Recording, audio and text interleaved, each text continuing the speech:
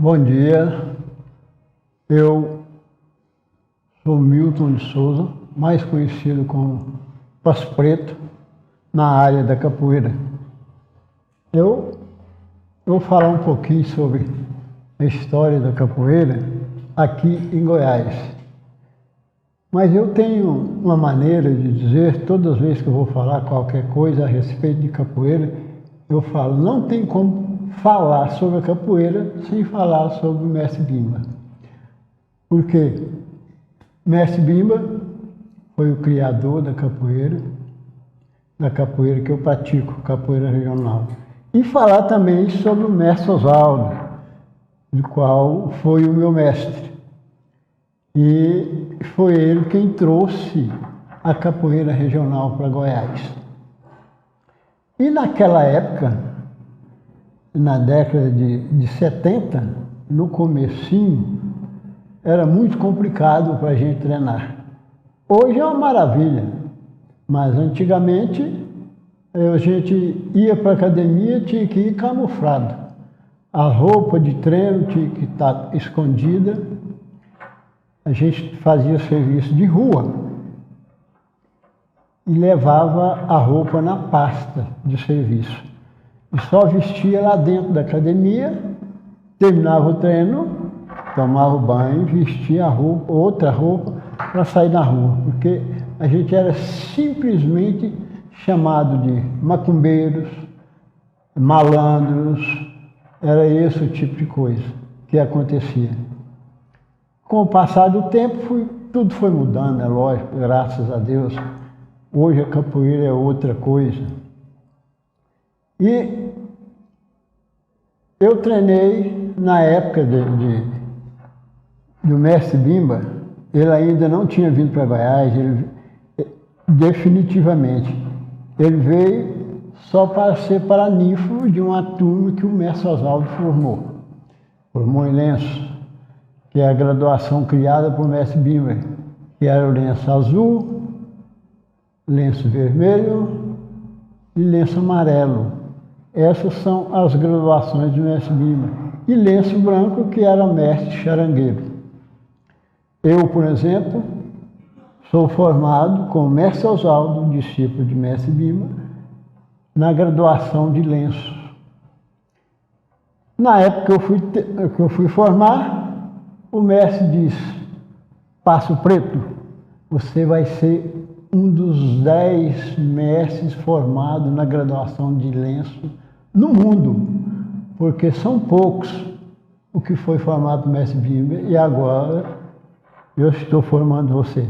Inclusive eu tenho um jornalzinho lá em casa, o mestre falando isso. Então, eu me sinto privilegiado de ter uma graduação nesse sentido, a graduação que foi criada por Mestre Bimba. E quem não sabe, essa graduação de lenços foi criado por quê? Ele é um lenço de seda, de esguião por causa do modelo dele, que a ponta é mais ou menos desse jeito, e era colocado no pescoço. Quando você era graduado, colocava o lenço no pescoço e a medalha no peito. Esse lenço de seda foi criado porque, de primeiro, morria muitas pessoas na capoeira com golpe de navalha no pescoço. E por isso foi criado o lenço de seda, porque a navalha não corta a seda. Ela corta se passar devagarzinho, mas se passar rápido, como se fosse um golpe, que nem era antigamente, então isso aí ela não corta. Então, é o motivo do qual foi criado o lenço de seda. Talvez pouca gente sabe disso, tenha conhecimento.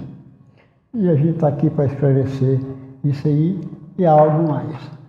Ontem mesmo, eu vi uma dúvida, nego falando a respeito da graduação de Mestre Bimba e falou errado. Aí eu mandei um áudio, uma mensagem corrigindo. Porque eu, como sou capoeirista e faço a capoeira regional, eu não ia deixar que isso passasse, que isso passasse em branco. Então, gente, vou falar agora da época minha quando a gente começou a treinar. Era tudo diferente, até os treinamentos eram diferentes dos treinamentos de hoje. Haja visto que vários tipos de movimento foi proibido, porque os mestres eram muito rígidos. Meu mestre, Oswaldo Souza, a esposa dele, hoje viúva, que é a Dona Maria, ela não gostava do mestre Bimba sem conhecê-lo. Veja bem, ela não conhecia ele e não gostava dele, por causa da rigidez que o mestre tinha nos treinos, foi tudo deixado com o mestre Bimba.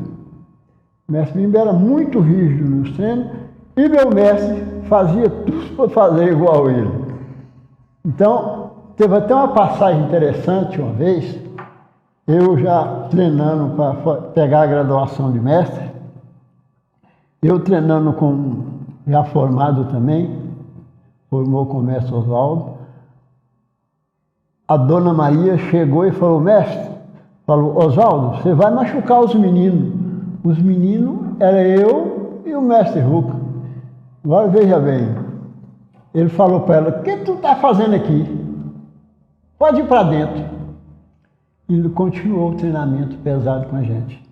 O mestre Oswaldo tinha uma mania, falar sobre ele, o mestre Oswaldo tinha uma mania, ele passava um movimento para a gente e a gente fazia do jeito que ele estava falando. Só que, enquanto você não fazia 3, 4 vezes, e ele corrigindo, para ele não estava certo. Você fazia um movimento do jeitinho que ele falou, você fazia, não, está errado. Fazia de novo, está errado. Fazia de novo, ele falava, vem cá, é assim. Aí aplicava aquele movimento na gente, não importava o movimento que fosse. Aplicava aquele movimento na gente, é assim que é para fazer. Aí você fazia do mesmo jeitinho que estava fazendo antes, ele falava, agora está certo. Então ele tinha esse negócio com ele, na qual eu respeito muito, tem ele como um paizão, não é qualquer pai, é um paizão, um pai que eu não tive. Porque meu pai faleceu, eu tinha 4 anos de idade, nem conheci. Então eu considero o mestre Oswaldo como um verdadeiro pai meu. E agradeço muito que tudo que eu sei até hoje, o pouco que eu sei até hoje, foi graças a Deus, meu mestre Oswaldo, que passou para a gente. E ele tinha uma mania interessante. A gente já podia ter formado, eu já sabia quando ele estava numa boa, porque ele ligava para mim, Passo Preto, o que tu está fazendo? Eu falava, nada, mestre, hoje eu estou parado, então venha cá.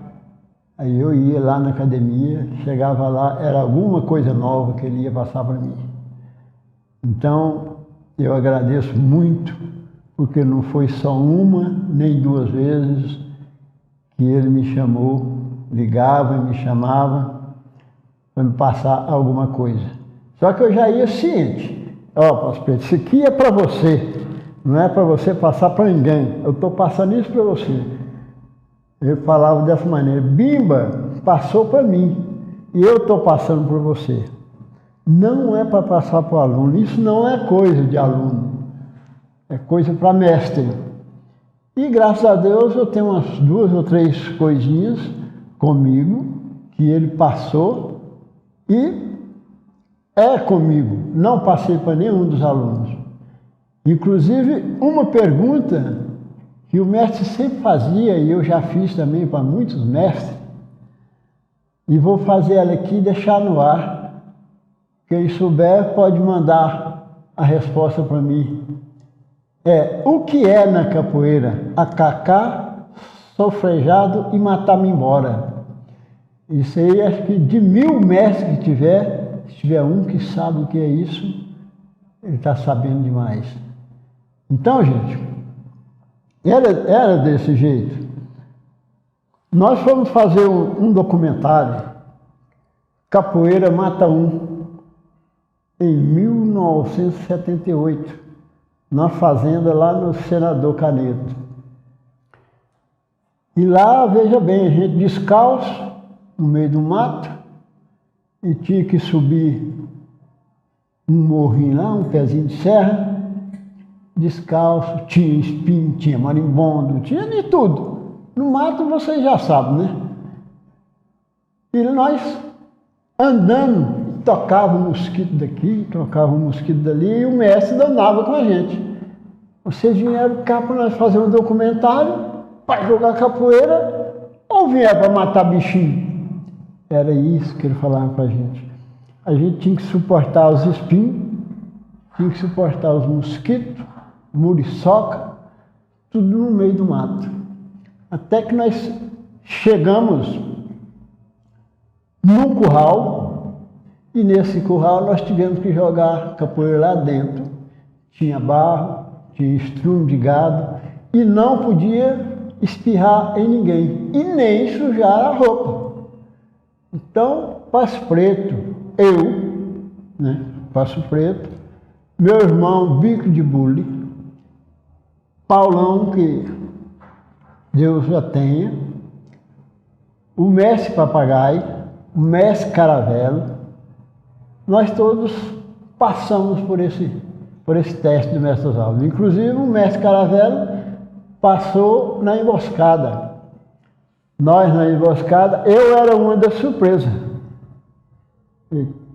Não sei se todo mundo conhece, mas a emboscada era o seguinte: você entrava no mato, mais o mestre, ele marcava o percurso que era para você fazer e marcava o tempo.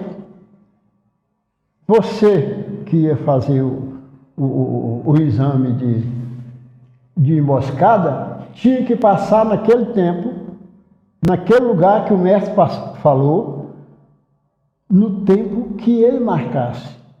Se você chegasse atrasado, adiantado podia chegar, não podia chegar atrasado. Se chegasse atrasado, era penalizado, talvez nem era graduado, porque ele não admitia.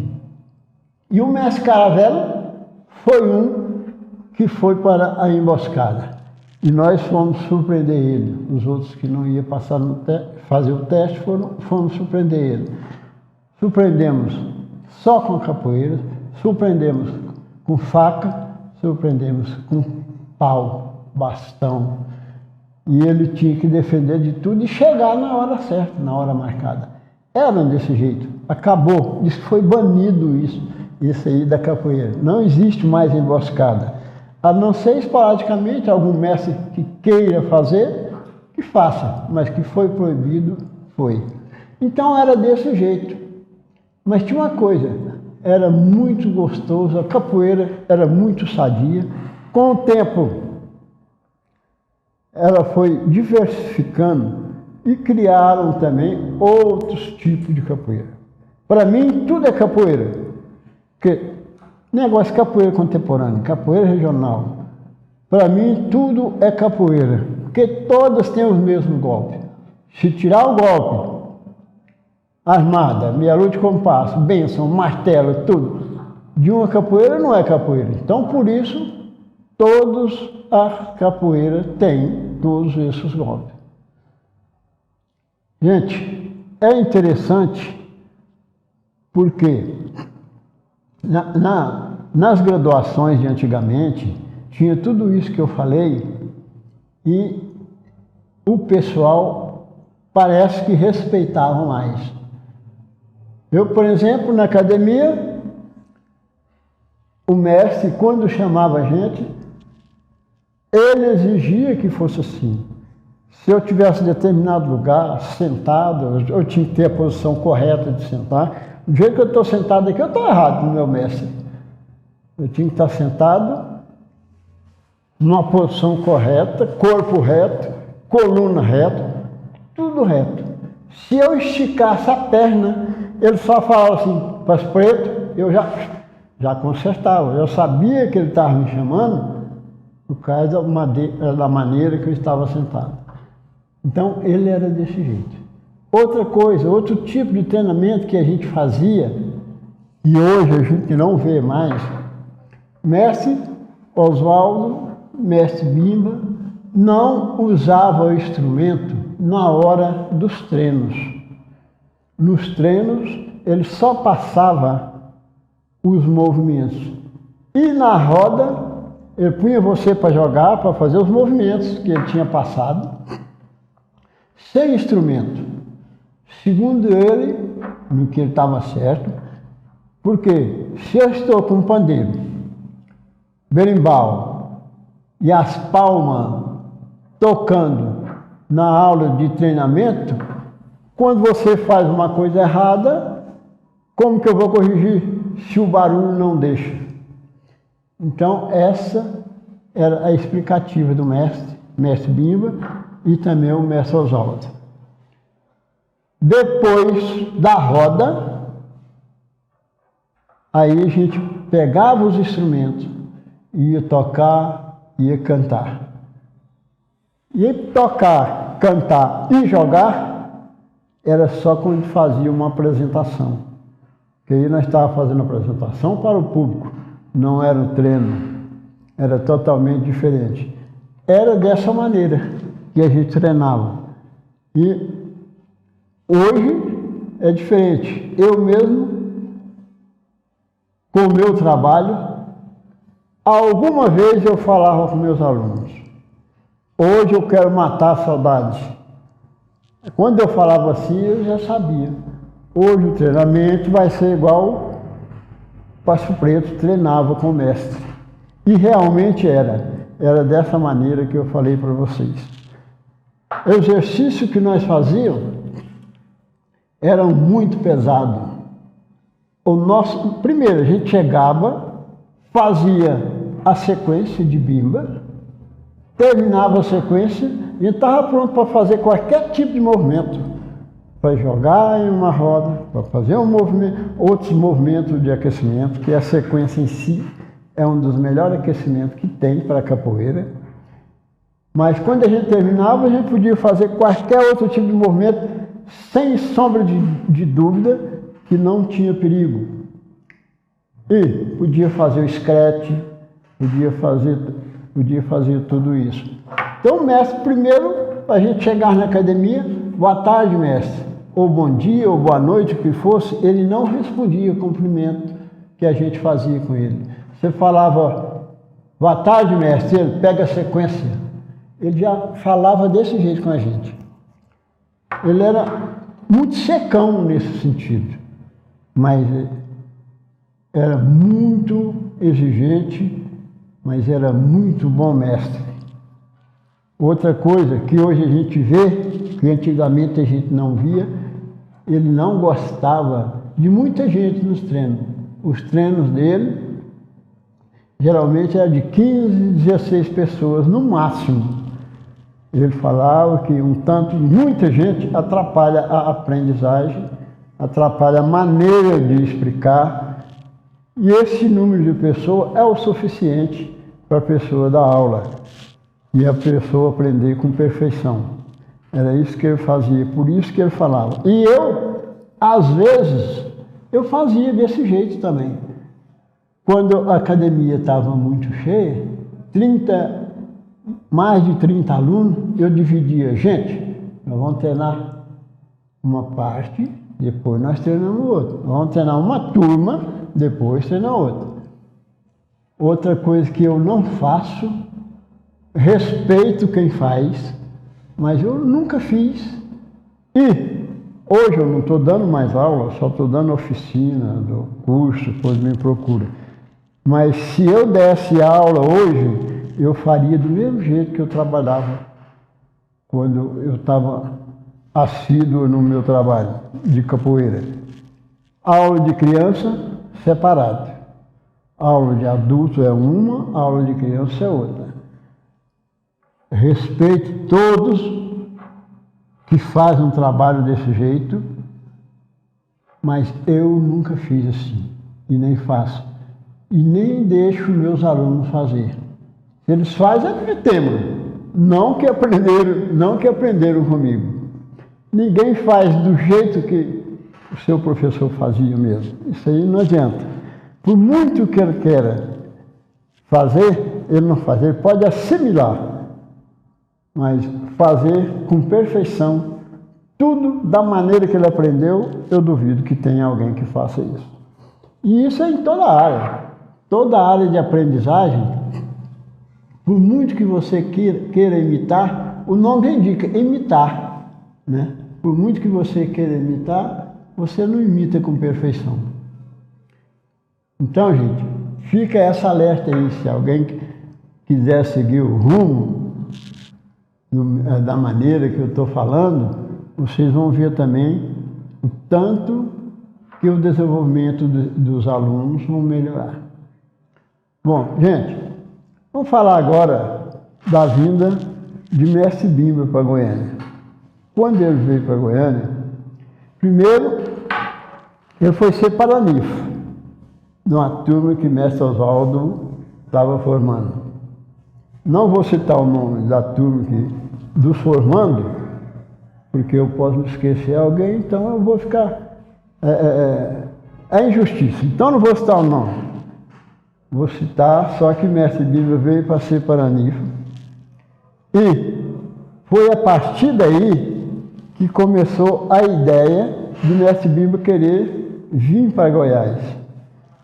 E pediu o meu mestre, que era o Mestre Oswaldo, pediu para ele que trouxesse, arrumasse um meio de ele vir para Goiânia. E o Mestre Oswaldo fez então, atendeu o pedido do mestre, e ele veio. Ele veio justamente com mais 23 pessoas. Muito pouca gente também sabe da história. Só sabe dizer que Mestre Bimba veio para morrer em Goiás. Mestre Oswaldo trouxe Mestre Bimba para morrer em Goiânia. É errado, gente. Por favor, tirem isso da cabeça. Quem estiver pensando dessa maneira, procure saber mais da história, quem viveu a história. Não acredito muito em livros.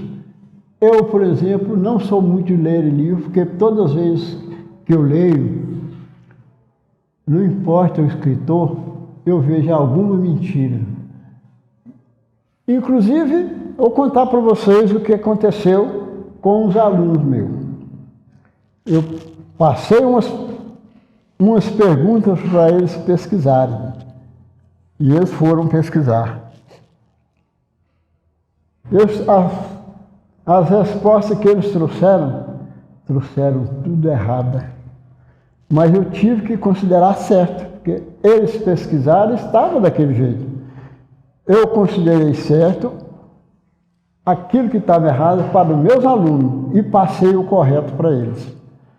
Eu estou ciente, só falei, deixa essa pesquisa que vocês fizeram de lado e passa a acreditar nessa aqui.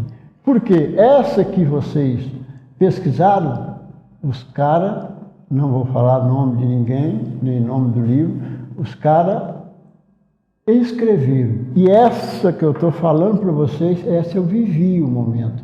Eu estava lá, não foi ninguém que me contou, eu vi, eu participei. Então, no meu ponto de vista, eu acho que tem uma diferença muito grande entre você ler uma coisa e eu participar, viver aquela coisa. A diferença é quilométrica. Porque o papel aceita tudo. Tudo que você quiser escrever ali, ou se você viu alguém falando uma história distorcida, você não sabe que ela é distorcida, você vai lá e pode pôr no livro. Enquanto eu, meu irmão e outros companheiros nossos, que nós estávamos juntos quando recebeu o Mestre Bimba, a nossa fala é totalmente diferente da pessoa que lê. É bom ler? É. Mas eu desgostei de ler alguns livros, foi justamente por causa desse tipo de coisa que eu estou falando. Poucas coisas são verdade. Eu, pelo menos no livro que eu li, eu posso falar, que esse eu li. tinha 70%, de 60% a 70% das coisas que estavam escritas era mentira. Então, por isso, eu quase não leio. Bom, pessoal, agora eu vou falar sobre o meu trabalho. Eu abri meu trabalho em 96. Vou contar a história, como que começou o meu trabalho. Eu ainda não tinha dado aula, eu mesmo assumindo a responsabilidade de tudo. Eu, com 6 meses de academia, meu mestre já tinha posto eu para dar aula. Eu, graças a Deus, eu desenvolvi rápido. Eu sou bom para pegar os movimentos e não esquecia fácil. Haja visto que eu fiquei uns tempos sem ir na academia, e quando eu voltei, que eu quis abrir meu trabalho, o mestre, que eu fui na academia falar com o mestre, ele falou: pode abrir, Passo Preto, não tem nada não, mas só que você tem que voltar a fazer lá no comecinho, você vai ser lenço azul de novo. Eu falei: não, mestre, que isso? Eu só não vinha na academia, mas eu estou por dentro, eu fazia treinamento, eu ia para o mato e treinava sozinho Deus no mato. Todos os golpes, todos os movimentos que a gente fazia na academia, eu fazia sozinho lá no mato, para não esquecer e nem perder a forma. Aí eu falei para ele queria que eu voltasse lá no começo. Aí eu falei para ele: então faz um teste comigo. Aí ele fez um teste comigo. Primeira coisa que ele pediu, a sequência. Então pega a sequência para mim, Passo Preto. Aí eu chamei um aluno que estava lá e nós fizemos a sequência, eu puxei a sequência. Aí ele me cobrou determinado movimento: faz esse movimento assim, assim, eu fazia. Faz esse, eu fazia. Faz isso assim, assim, eu fazia. Ele me cobrou uns 10 movimentos, eu fiz. Aí ele falou: tá bom, não precisa você voltar lá atrás não, mas você tem que vir treinar. Aí eu abri o trabalho e continuava treinando. Até que em 2001, depois de quase 30 anos de treinos, eu me formei a mestre. Diferente dos treinamentos, para a gente pegar a graduação de mestre, era totalmente diferente de hoje. Hoje, tem muita gente que pega a graduação de mestre pelo tempo de trabalho. Ele basta ter um trabalho que ele e dependendo do tempo que ele tem esse trabalho, ele já pode graduar mestre. No meu tempo, era totalmente diferente. Foi 6 meses, a gente fazendo 2 horas de treino todo santo dia. Era eu e o mestre Huck. O mestre Huck só chegava atrasado, o mestre dispensou ele. Você não serve para ser mestre, não tem horário. Dispensou. Então eu costumo dizer que eu treinei 2 vezes para formar, para pegar a graduação de lenço branco. Porque aí o mestre dava o treinamento só para mim, o Huck não ia. Depois que eu formei, o Huck deu uma folgada no serviço, chegou no mestre e falou: mestre, eu quero formar mestre. Aí o mestre falou para ele: se você tiver compromisso, nós vamos treinar. Aí o Passo Preto vai treinar com você. Tudo que eu já tinha feito, eu tive que fazer de novo com o mestre Huck. Ver como que eram as coisas. Aí o mestre passava e eu tinha que fazer nós dois. Para o Huck foi bem mais melhor, porque treinar de 2 é muito mais fácil. Enquanto eu tinha que treinar era com o mestre mesmo. E na formação do Huck, o mestre só falava e nós fazíamos. Então eu sofri muito quando foi para mim formar mestre. Mas graças a Deus eu me formei e devo muito a meu mestre pelo que ele passou, pela rigidez, por tudo aquilo que foi feito na época. Hoje a coisa é diferente. Como eu ia falando a respeito do meu trabalho, a gente participou de quase todos os campeonatos goianos que teve. Goiano, de quase todos os campeonatos em Goiás.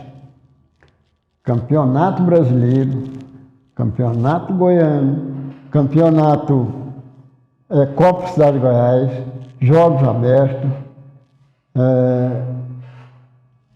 Copa Cidade de Goiânia, todos nós participamos. E outra coisa, todas as competições, o maior número de alunos que ia para as competições eram meus. Sempre eu levava o maior número de alunos. Nos campeonatos brasileiros, nós rodamos esse Brasil em vários lugares, sempre ia a maioria dos meus alunos na delegação. Interessante que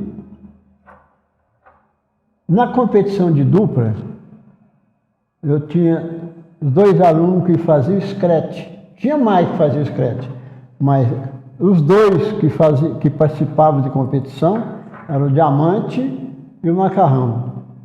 E a gente sempre lutava nas competições, pedia para pôr meus alunos para disputar a dupla. E a gente não conseguiu. O mestre Pança não punha. Sempre punha outras pessoas.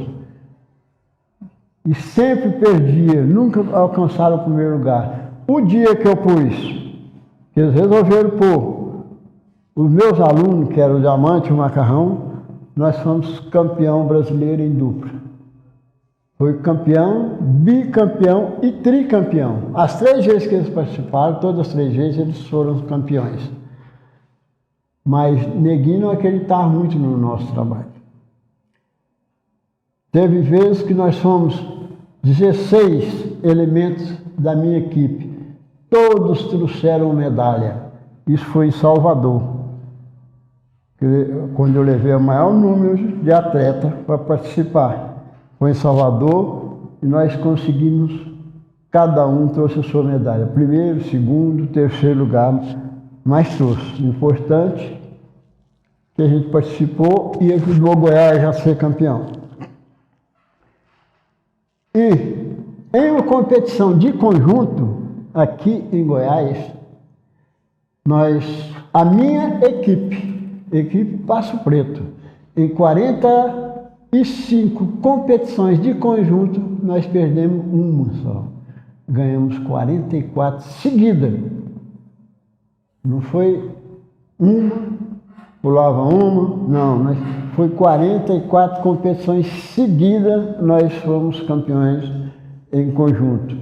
Para quem não sabe, conjunto, a sua equipe leva 15 elementos. Esses 15 elementos vão competir com as outras equipes que levaram também 15 elementos.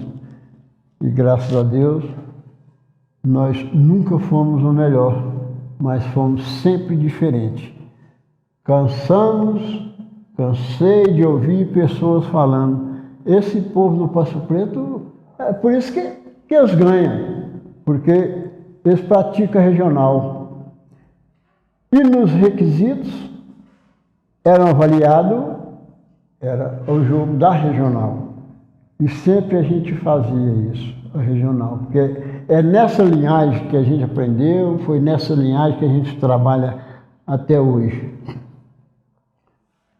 Sei dizer para vocês que nós passamos muita raiva e muita gente cansado de ver Neguinho sair com a cara feia quando a gente ia receber as medalhas.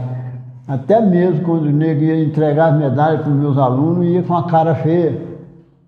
Porque ele tinha equipe que estava lá também e eles não conseguiram ganhar da gente. Ganharam. Essa vez que nós perdemos nesse conjunto, é porque eu pus um conjunto infantil. Pessoas que nunca tinham participado do conjunto, eu formei eles para dar uma oportunidade. Nós ficamos em segundo lugar ainda. Teve vezes nós ter 3 conjuntos. Nós ficamos primeiro, segundo e terceiro lugar nos conjuntos, na Copa que teve lá no ginásio de Campinas, não lembro agora, no momento, eu não lembro a época. Aí, nossos 3 conjuntos foram classificados. Os outros já eram. Então, eu estou só simplesmente, não estou me engrandecendo, eu estou aqui para falar a história do meu trabalho, e isso faz parte do meu trabalho. Então, foi dessa maneira, e é dessa maneira, que eu cobro muito, exijo muito. Às vezes eu era árbitro e tinha que arbitrar meus próprios alunos jogando. Cansei de dar nota menor. Nós éramos 5 árbitros. Muitas e muitas vezes a menor nota dos árbitros era minha. Porque eu passava o negócio certo. Meus alunos faziam errado. Se eu desse nota boa, eu estava incentivando eles aos erros. Então, depois eles clamavam de mim: ah, mestre, a nota do senhor foi mais baixa. É lógico, você errou isso, isso e isso. Era para fazer assim, assim, assado, e você não fez. Ah, é mesmo, eu errei. Então, eles ficavam assim. Então, eu toda a vida, eu tive um trabalho honesto com a capoeira. Se eu falar para vocês o trajeto que eu fazia para treinar, muitos desistiram. Está aí o mestre Caravela hoje, com um trabalho excelente aqui em Goiânia e no Brasil. Que eu trabalhava, na época, eu fazia serviço de rua, de bicicleta, hein? Eu andava essa Goiânia todinha de bicicleta, o tempo todo, durante o dia. Eu moro lá perto do terminal do Dergo. Depois de trabalhar o dia todo de bicicleta, andando nessa Goiânia, eu ia, treinava para jogar futebol, terminava o treino de futebol, passava em casa correndo, pegava a bicicleta e ia lá para a Vila Redenção, treinar capoeira, treinar na academia do mestre Sabu. Só que lá eu treinava com o mestre Caravela. Eu nunca treinei capoeira Angola. Eu ia para lá, na academia do mestre Sabu, treinar com o mestre Caravela. Hoje, a pessoa mora uma quadra ao lado da academia, ele não vai treinar porque está cansado. Mas eu não tinha canseira. Haja visto que eu e meu irmão, nós chegávamos em casa, a minha mãe brigava com a gente, porque é até interessante que eu vou falar aqui, porque só quem conheceu a gente na época. A gente chegava em casa, isso depois dos treinos, e treinava em pé de abacate, pé de banana. Nós derrubamos os pés de banana que tinha em casa, tudo dando os golpes neles. E eu fiz uma coisa, um aluno meu até duvidou, ele não falou para mim que não estava acreditando, mas duvidou, depois ele mesmo chegou em mim e falou. A gente treinava, tinha um pé de manga em casa, a gente todo dia pegava esse pé de manga de bênção, dando bênção no pé de manga, dando bênção, dando bênção. O resto, começou a cair folha. Quando a gente dava um golpe, caía a folha. Dava uma benção nesse pé de manga, caía uma folha. E eu contando a história para os meus alunos, eu vi quando determinado aluno, o Tizil, posso citar o nome dele, o meu aluno, Tizil olhou, fez aquela carinha de não estar acreditando. E eu pensei, deixa comigo. Aí eu falei, quem duvidar, não falei que ele estava duvidando, falei, quem duvidar, começa a treinar em casa dessa maneira que eu falei, que eu e meu irmão treinava. Aí daqui uns tempos vocês me falam. Pois assim ele fez. Ele chegou na casa dele e começou a treinar. Como foi um certo dia, ele chegou em mim: mestre, quer falar um negócio pro senhor. O senhor lembra quando o senhor falou, o senhor treinava num pé de manga, dava bênção e derrubava folha? Eu falei: eu lembro. Pois é, eu não acreditei não. Mas o senhor falou para a gente treinar, eu comecei a treinar e já está começando a cair folha. Falei: pois é, meu filho, é assim que se faz. Quando a gente duvida e quer tirar a dúvida, faça em casa, faz o jeito que você fez. Serve de lição e de exemplo para você. O bom capoeira, ele tem que treinar. A base da capoeira é o treino. E isso você está fazendo, continue. E ele é um bom capoeirista hoje. Está meio parado, mas um bom capoeirista. Então, essa é a historinha que eu queria contar para vocês, que eu falei que era interessante. Eu mais meu irmão, nós exagerava. Meu irmão é o bico de bolo, para quem não sabe. Nós exagerava nos treinos. E nós fazíamos o trabalho de rua e ia treinar. Lá na Redenção, quem ia era só eu, ele nunca foi ele, mas o mestre Caravelo não combinava na roda de capoeira. Combinava com pessoas, como um ser humano, mas na roda de capoeira, você jogou 10 vezes, eles brigaram 11. Então, ele não, lá eu não vou. Então não ia, e eu ia sozinho, Deus. Mas quando eu chegava em casa, ele falava o tipo dos treinamentos que a gente fazia, tinha feito lá, eles vão fazer, vamos. Aí nós íamos repetir, fazia o treinamento, o mesmo treinamento que tinha feito lá com o mestre Caravelo, a gente fazia também em casa. Nós íamos lá para aquele campo Monte Cristo, e onde nós treinávamos martelo rodado, acredite quem quiser, mas nós íamos treinar martelo rodado, era na trave, não era nos postes, era no travessão. Nós treinávamos martelo. Enquanto nós não encostássemos o pé, ali nós não parávamos. Ficava muita gente assistindo. Muitos falavam: não, vocês não põem o pé lá não. Não, vocês não põem. A gente era novo, graças a Deus, tinha impulsão, porque além da capoeira, a gente jogava futebol, não era profissional. Eu era para ter sido profissional, não fui, fiz o teste no time, no atleta, passei, mas eu não quis. Meu negócio era fazer capoeira. Aí continuei na capoeira, graças a Deus. Interessante que eu entrei na capoeira por causa do meu irmão. Ele começou primeiro que eu. E me convidava sempre, eu nunca quis. Convidava eu sempre, eu nunca quis. Aí quando foi um belo dia, eu falei: não, eu vou lá ver esse negócio. Você fala tanto, eu vou. Quando eu cheguei na academia, a primeira vez, não conhecia o mestre Oswaldo, nunca tinha ido assistir um treino, mas meu irmão falava tanto em meu nome lá para o mestre Oswaldo, e falava que ia levar eu para treinar. Quando eu cheguei na academia, eu não entrei, eu sentei na porta, lá tinha uns degrauzinhos, eu sentei na porta, olhando os treinos, eles fazendo a sequência. O mestre logo chegou e: esse Passo Preto aí, que é seu irmão, Bico?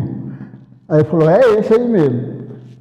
E eu já pus na minha cabeça: se um dia eu for treinar capoeira, e o mestre me chamar, ele vai ter que me chamar de Passo Preto, porque ele falou foi passo, ele não falou pássaro, ele falou passo. E não deu outra. Eu assisti o treino umas 2 vezes, no terceiro treino eu já gostei e já comecei a treinar. Aí o mestre já me pôs o apelido, chamando de Passo Preto, Passo Preto, Passo Preto. O dia que ele falou pássaro, eu falei: opa, mestre, o senhor está errado. O senhor falou Passo Preto, o senhor não falou pássaro. Inclusive, muitos amigos meus aí, posso citar o exemplo do mestre Pena, assistiu uma demanda nossa, estava junto na demanda nossa, lá em Espírito Santo, Vitória do Espírito Santo. O mestre chamou eu de Pássaro Preto. Eu falei: opa, mestre, não foi isso que o senhor falou a primeira vez, não. E a gente sempre discutia, mas não é bom, né? Discutindo de briga, não. Aquela discussão sadia. Não é isso, não é aquilo. Ele brincava comigo, meu mestre. Rapaz, passo é um passo para o abismo. Eu achava interessante o jeito que ele falava. Aí, quando ele falava pássaro, eu reprimia ele na hora. Era muito bacana. O povo, todo mundo que estava na mesa, junto com a gente, ficava rindo. Não, Passo Preto, é pássaro mesmo, é pássaro mesmo. Eu falei, não é. O mestre falou, foi pássaro a primeira vez. É a primeira impressão, não é que fica? Foi a primeira impressão que vai ficar, foi pássaro. E registrei academia nesse nome, que tem o nome da minha associação lá, é Passo Preto. Associação Desportiva Cultural de Capoeira Regional Passo Preto. E essa vai para o túmulo comigo. E hoje, onde eu passei, nesse Brasil todo, aí, todo mundo me conhece como Passo Preto. É uma lembrança muito gostosa que a gente tem, dessa época gostosa, que a gente viajou muito por esse Brasil. Da capoeira eu só tenho que agradecer, porque foi através da capoeira que eu conheci boa parte desse Brasil nosso. Tenho que agradecer muito o mestre Pança, porque ele deu uma força muito grande para mim. Através dele eu fiquei conhecido no Brasil, que até então eu só ficava em Goiânia, não viajava. E depois das competições que nós tivemos, aí, graças a Deus, boa parte do Brasil, hoje eu sou conhecido. Quase ninguém me chama para dar oficina, quase ninguém me chama para dar um curso, mas a gente está sempre em contato nos locais que a gente passou, nos locais que a gente viajou. E meus alunos também ficaram bastante conhecidos. Até hoje, para vocês verem como que são as coisas. Até hoje, meus alunos chegam em alguns lugares, quando viajam para São Paulo, Rio de Janeiro. Eu tenho alunos que têm parente no Rio de Janeiro, chega lá e me pergunta, você é capoeirista? Sim. Ah, eu lembro de você. Aí, por quê? Porque foi conhecido nas competições. É muito gratificante isso para a gente. Voltando lá atrás, quando a gente fez o documentário, que é esse que a gente jogou num curral, jogou no meio do mato, o mestre danava com a gente matando os bichinhos. Nessa época, era muito diferente. Por que que era diferente? Porque os testes que a gente fazia era diferente dos testes de hoje. A gente fazia, o meu mestre falava assim, nós vamos fazer uma apresentação hoje na terra. E eu não quero ninguém saindo sujo, quero todo mundo de branco e não quero ninguém saindo sujo. Aí nós ia para a terra, jogava capoeira. Quando terminava, o mestre mandava a gente, chamava um por um, roda aí. Aí a gente virava o corpo. Se tivesse uma mancha de sujo na roupa, você não vai tomar o refrigerante. E assim ele fazia. Era muito interessante. Porque o mestre Bíblia mesmo fala, gente, a capoeira, o capoeira, quando é capoeirista de verdade, ele tem toda a técnica, ele joga na lama e não suja. Rapaz, jogar capoeira na lama, eu nunca joguei, mas jogar num curral com bosta de vaca, licença da palavra, bosta de vaca, isso aí nós jogamos. E quem não acreditar pode procurar o mestre Caravela, Papagaio, da época, que está nativa, que está aqui hoje, que participou, foi esses dois. Podem procurar para ele, para vocês verem como que era antigamente. Bom, pessoal, eu comecei a falar da vinda de Mestre Bimba para Goiás, o Mestre Oswaldo, e não terminei. É o seguinte, o Mestre Bimba sentiu, foi ele quem pediu o Mestre Oswaldo para trazer ele para Goiânia. Porque lá em Salvador ele não estava tendo o respaldo que ele achava que tinha que ter. Ele estava numa situação muito crítica lá em Salvador. Os próprios alunos dele não davam apoio a ele. Inclusive, teve uma época que teve um congresso em Brasília e eu conversei com um ex-aluno dele, que era o mestre Saci e o mestre Pomo de Ouro. Eles próprios disseram para mim, não, realmente a gente tinha condições de fazer alguma coisa para ele, para o mestre Bimba, e nós não fizemos. Eu, inclusive, dei parabéns para ele, falei, porque vocês, vou dar parabéns para vocês, peguei na mão deles, apertei, dei parabéns, porque eles foram os primeiros que falaram isso, que era aluno dele, e tinha condições de fazer as coisas e não fizeram. Aí foi um dos motivos que o mestre Bimba veio para Goiânia. Chegando aqui, olha o que aconteceu. O pessoal hoje fala que o mestre Oswaldo era o Judas da capoeira, porque não cumpriu aquilo que tinha prometido para o mestre Bimba. Mas acontece que o mestre Bimba ficou de vir para Goiânia e o mestre falou que ia ajudá-lo. E realmente ajudou. Só que o mestre Oswaldo estava esperando o mestre Bimba com a família dele. Chegou o mestre Bimba e mais 23 pessoas. Agora eu pergunto você convida eu para eu almoçar lá na sua casa. Você sabe que lá em casa nós somos 5 pessoas, um exemplo. Aí eu vou para almoçar na sua casa, vai eu e mais 10. Será que o que você fez lá dá para nós? Dá para todo mundo? É lógico que não. Foi isso que aconteceu.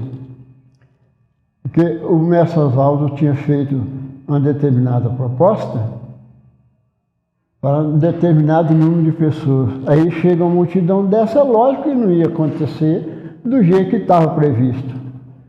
Agora, o título que o pessoal deram para o mestre Oswaldo foi isso. Os Judas da capoeira. Mas mestre Bimba já veio doente para cá. Já veio fracassado, veio doente, contrariado. E outra coisa, fala-se que o mestre Bimba morreu de insuficiência cardíaca, insuficiência respiratória e algo mais. Tudo que mexe com o coração. Mas o principal fator da morte do mestre Bimba foi o banzo. Quem não sabe o que é banzo é saudade, saudade da sua terra. É isto. E ele chegou aqui justamente já com essa doença, fracassado. O banzo, faço cálculo eu, que é tipo a pessoa que está com depressão. Se não cuidar, acaba falecendo. Foi o que aconteceu com o mestre Bimba. Agravou tudo. Ele já veio de lá contrariado. Então isso aí fez com que agravasse mais o tal de banzo, que é a saudade. O banzo é a linguagem própria da Bahia. Mas todo baiano lá sabe o que é o banzo. E o mestre Bimba, como já chegou doente aqui, ficou bem mais difícil, porque é difícil, gente. Eu posso falar para vocês, é difícil, que eu já passei por isso, não passei por pessoa ter me desprezado, mas saudade de lugar que eu já morei e deixei muitos amigos. e tenho amizade até hoje, graças a Deus. Tem 30 anos que eu mudei de determinado lugar do interior aí, onde eu morava, e até hoje eu chego lá, graças a Deus, não caio no chão. E eu tenho saudade de ir lá até hoje. E isso me atrapalhou também, com certeza. Só que, graças a Deus, eu era bem mais novo, não afetou eu igual afetou o mestre Bimba. Porque não é brincadeira você gostar de determinado lugar e ter que sair dali, que nem aconteceu com ele, né? A situação que o mestre Bimba passava na Bahia estava tão crítica que pouca gente sabe disso que eu vou falar agora. O sonho dele era ter um chapéu Panamá. Na época era o auge. E o mestre Oswaldo deu esse chapéu para ele. Quando foi um certo dia, o mestre Oswaldo encontra o mestre Bimba, ou quando ele veio para cá, para Goiânia, não lembro quando que o mestre fez a pergunta para ele procurou. Uai, cadê o chapéu que eu dei para o senhor? Vocês sabem o que ele fez? Ele falou, eu peguei uma carona num caminhão, na carroceria lá, e o vento tomou o chapéu e jogou fora. Mas mais tarde o mestre descobriu que não foi nada disso. Ele vendeu o chapéu para comprar as coisas para casa. Para comprar um arroz, comprar um feijão. Foi isso. Por aí vocês fazem a base a situação que ele vivia lá. Vendeu a casa dele, o cara não pagou. Então, coitado, foi simplesmente judiado emocionalmente. Já veio para cá fracassado emocionalmente. Psicologicamente ele já veio arrasado. E aconteceu, deu no que deu. O que aconteceu quando eles separaram? Foi nesse período que o mestre Bimba veio que eu tive a honra de treinar com ele de 3 a 5 meses, mais ou menos, nessa base assim. Depois ele descombinou, mas o meu mestre, todos dois eram cabeça dura, um era cabeça dura, o outro era cabeça dura e meia. Um queria uma coisa, outro queria outra. Como trabalhava junto, o mestre Bimba então resolveu seguir para outro lado. Ele teve uma série de promessas que outros mestres, outros alunos, próprios alunos de mestre Oswaldo prometeu para ele. Depois ele foi dar aula lá na Ezefego. Da Ezefego, o nosso governador na época, Íris Rezende, que Deus a tenha, aí não quis mais que ele ficasse lá, dispensou ele. Aí foi só desencaminhando. Então foi isso que aconteceu. Tem muita gente aí que nem sabe se o mestre Bimba deu aula lá na Ezefego. E hoje mete o pau no mestre Oswaldo. Eu acho que primeiro de tudo a pessoa tinha que saber da história, para depois comentar qualquer coisa. Mas antes de comentar, verificar se realmente é aquilo que aconteceu. Porque hoje, então principalmente, eu continuo batendo sempre nessa tese do mestre Oswaldo, porque hoje ele não está aqui para defender. Deus já levou. Mas meu mestre tinha um sistema.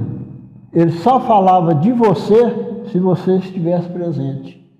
Se eu fosse falar qualquer coisa, suponhamos eu chegasse lá, falava, mestre, o bico de bule, antes de eu terminar a frase, ele falava, deixa o bico de bule para lá.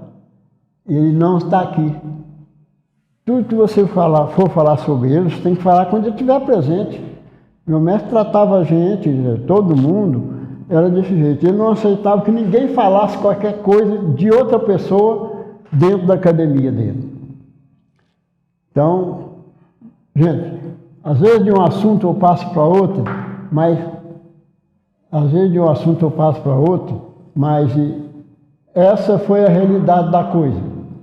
Me desculpe, talvez eu agravei alguém, atropelei alguém das minhas falas, mas é a realidade. Eu não tenho uma vírgula que eu contasse aqui, que eu falasse aqui, que não fosse a verdade.